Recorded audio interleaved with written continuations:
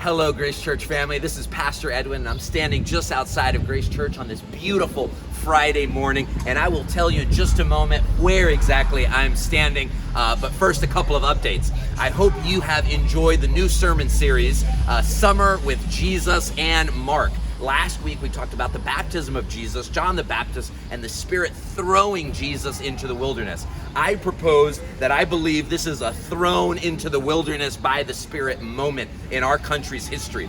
And so I hope that we will engage with the wilderness around us and the wilderness in our own hearts as we are sent out by the Spirit to do the work of anti-racism and do the work of equal justice and do the work of the gospel liberating message.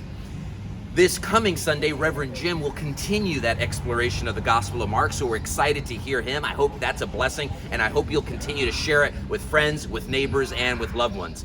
The other update I want to share with you is our campus reopening.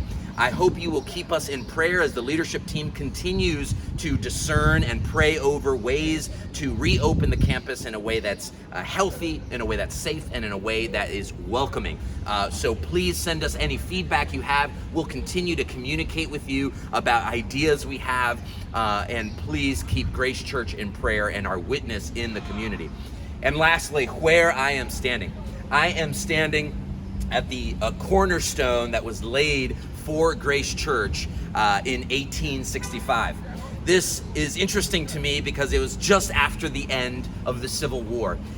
St. Paul's United Methodist Church in 1864, just before the Civil War had ended, had dreamed of planting a new church in the city, a way of reaching out to a community and share the liberating message of Jesus Christ. There's another thing that was happening also though. During the Civil War, there was an Emancipation Proclamation by then President Abraham Lincoln.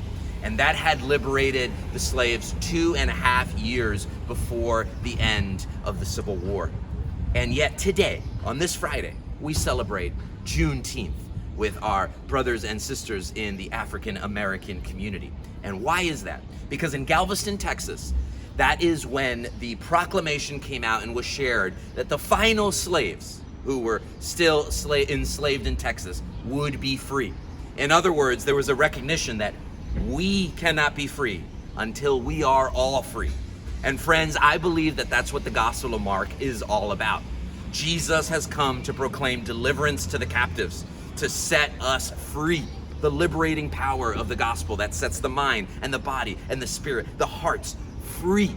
And so, friends, remember that you are called to freedom, Paul reminds us in Ephesians. We are called to live in freedom, to share that freedom, to proclaim freedom to the captives. So how are we doing that work? Friends, keep that in prayer as we educate ourselves about Juneteenth, about the African American story here in the United States and abroad, and as we continue the work of anti-racism. Friends, be blessed and have a blessed Juneteenth.